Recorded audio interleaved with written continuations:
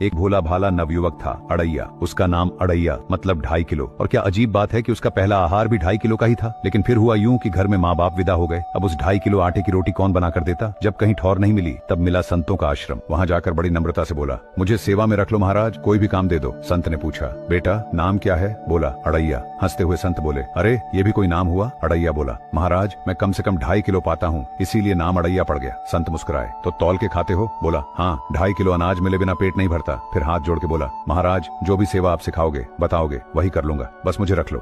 संत बोले, तुम गाय चराया करो बेटा, लेकिन ध्यान रहे हमारा वैष्णव सिद्धांत है ठाकुर जी को भोग लगाए बिना कुछ भी खाना नहीं होता। तो जब तुम गाय चराने जाओगे हम यहीं से तुम्हें अमनिया बर्तन दे दिया करेंगे। जंगल में लकड़ी बीनना, वहीं बनाना और फिर ठाकुर जी को भोग लगाकर ही पाना। पहले ही दिन अड़ैया ने जंगल में लकड़ी बटोरी, 2.5 किलो आटे की बाटी सेंकी, साथ में 2-4 आलू का भरता भी बना लिया। फिर बड़े प्रेम से बोला, गुरुदेव के ठाकुर जी आइए भोग लगाइए। और देखो लीला, प्रभु प्रकट हो गए। स्वयं श्री राम जी, तन पर दिव्य आभा, मुख पर करुणा का समंदर। एक पल को तो सारा जंगल ही जैसे थम गया। अड़ैया चौंक कर बोला, अरे आप कौन हो? प्रभु मुस्कुराए और बोले, तुमने पुकारा था ना, गुरुदेव के ठाकुर जी आइए भोग लगाइए। तो लो हम आ गए, जिन्हें तुम गुरुदेव कहते हो उनके ठाकुर जी हम ही तो हैं। अड़ैया भोलेपन से बोला, सच में आते हो आप? राम जी बस मुस्कुराए। अड़ैया फिर पूछ बैठा, तो आप पाते हो क्या सच में? प्रभु ने करुणा से कहा, हाँ पाते हैं, पर सबका नहीं पाते। जब कोई तुम जैसा भोला भाला निश्चल भाव वाला भक्त पुकारता है तब हम खींचे चले आते हैं। अड़ैया फिर भोलेपन से बोला, तो प्रभु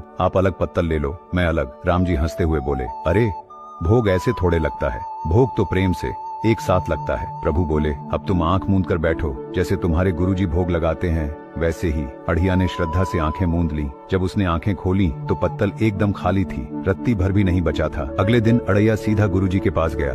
बोला, गुरुजी आपके ठाकुर जी आए थे, हमारी सारी बाटी खा गए। गुरुजी सुनते ही मुस्कुराए और पूरा आश्रम हंसी से गूंज उठा। अड़ैया ने कहा, इस बार 5 किलो देना, 2.5 ठाकुर जी के लिए, 2.5 मेरे लिए। गुरुजी ने उसकी बात को हंसते हुए मजाक में उड़ा दिया और भंडारी से कहा कि जितना मांगे उतना दे दिया करो। आज जब अड़ैया ने हाथ जोड़कर कहा, गुरुदेव के ठाकुर जी पधारो, तो देखा आज अकेले ठाकुर जी नहीं, साथ में माता सीता जी भी विराजमान थीं। अड़ैया ने धीरे से पूछा, ये कौन है? राम जी मुस्कुराकर बोले, ये हमारी अर्धांगिनी है। अड़ैया बोला, तो कल क्यों नहीं बताया था आपने कि अर्धांगिनी भी हैं?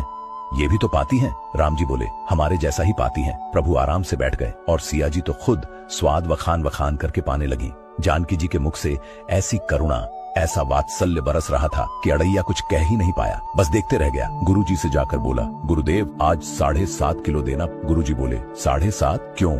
अड़ैया ने कहा, आपके ठाकुर जी की पत्नी भी तो है ना, आज दोनों आए थे। किसी को विश्वास नहीं हो रहा था। गुरुजी ने सोचा, बहुत सीधा है यह, कैसी अनाप शनाप बातें करता है। अगले दिन जब उसने भोग बनाकर ठाकुर जी को पुकारा, गुरुदेव के ठाकुर जी पधारो, पुकारते ही प्रभु आ गए, साथ में सिया जी और इस बार लखन जी भी। अड़ैया देखता ही रह गया। पूछा, ये कौन है? प्रभु बोले, छोटे भाई हैं, लक्ष्मण। अड़ैया बोला, अरे पहले ही बता देते कि परिवार में कितने लोग हैं, तो हम उसी हिसाब से बना लाते। राम जी ने इशारों में लक्ष्मण जी से कहा, बहुत सरल भक्त है, चुपचाप पा लेना। राम जी, सिया जी और लक्ष्मण जी प्रेम से पाते गए और अड़ैया बस उन्हें निहारता रहा।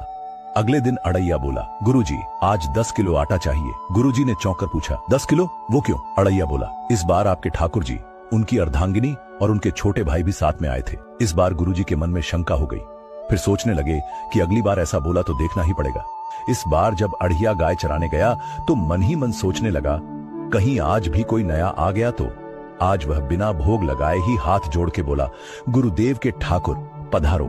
जब उसने आंखें खोली तो देखा ठाकुर जी के संग एक विशाल रूप प्रकट हुआ, गदा लिए हुए, अरुण वर्ण शरीर, मुखमंडल पर तेज ऐसा कि आंखें झुक जाएं।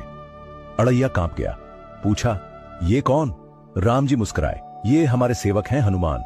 प्रभु ने देखा इस बार कुछ बना ही नहीं था। अड़ैया ने मासूमियत से कहा, प्रभु आपके साथ पत्नी भी है, सेवक भी है, इतने दिन से हम ही पका रहे थे। हम चाहते हैं कि आज आप बनवाओ, खुद भी खाओ और हमें भी खिलवाओ।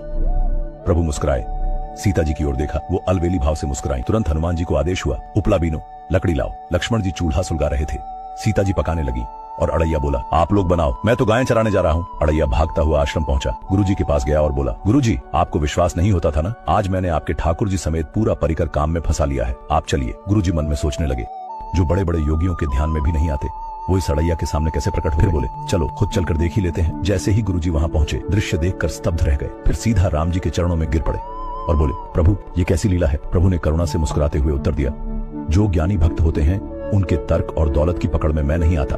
जो विद्वान हैं उनकी विद्वता मुझे छू भी नहीं सकती, लेकिन जो दीन हैं, भोले हैं, निर्दोष भाव से पुकारते हैं, उनके सामने मैं अपनी सारी दिव्यता, अपनी सारी महानता लुटा देता हूं। निष्कर्ष, ना जप, ना तप, ना ग्रंथ का ज्ञान चाहिए। जब भाव निश्चल होता है तो प्रभु स्वयं रिझ जाते हैं। कहानी अगर अच्छी लगी हो तो राधे राधे लिखना न भूले।